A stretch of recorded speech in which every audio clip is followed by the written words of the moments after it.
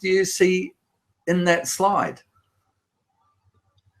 Well, it's sort of twofold. I mean, I can see a sort of day which is, I guess, presenting itself as one to reflect on. I mean, I think particularly with, I guess, rainy days, it's sort of very much associated with, like, you know, the United Kingdom, you know, with a whole bunch of old-time war memorabilia passing by. That's sort of what I'm reminded of, and I guess sort of more austere times. And also, I guess, a reflection of, I guess, what could be. You know, I think when it's raining, you know, you're always sort of thinking about different things, and you got different moods and mindsets. But mine's sort of often a bit more dreary. I'm sort of someone that enjoys, I guess, the clear sunshine. Clear sunshine. Well, that's a pretty darn good answer for, you know, on the spot, because you didn't know that was coming. I deliberately put it in because it seems to me that this kind of image is really helpful for people that are starting out in the creative process. There are some clearly defined things, raindrops on a window or a car window, I'm not sure what, but something out there that Stuart referred to, it's in the future, but it's not quite defined. And to me, that seems like how the creative process works. In this case, the color is blue, so there's a whole lot of associations with that color.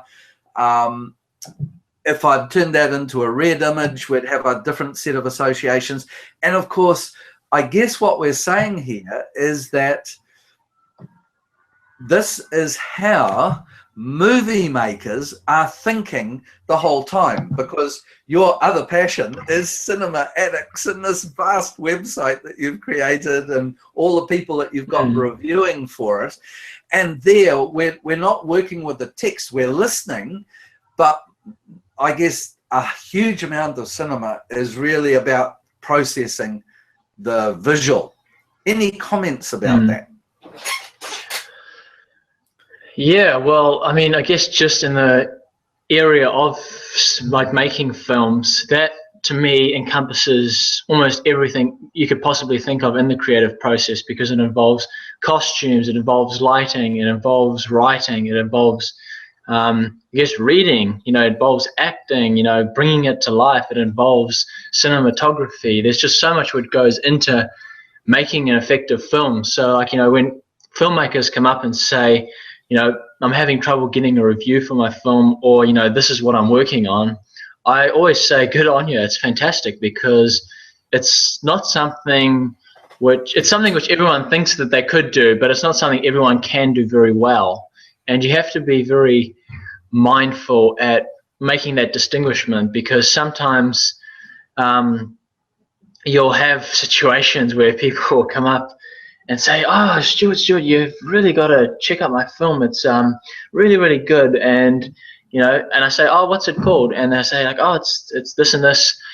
And we made it on a shoestring budget, but we can't get the color grading right, but we still review it anyway. And you sort of think to yourself, well, if you've gone through all that effort, you would have at least gone to the final hurdle of perfecting it and making it as good as you possibly can. Because you don't want to end up like George Lucas, whereas you're constantly going back to old movies and playing and fiddling with them. You'd want to have a product where you can say, I've done something fantastic, I put all my creative energy into it, and I'm very proud of the end result, and leave it at that and move on to the next thing.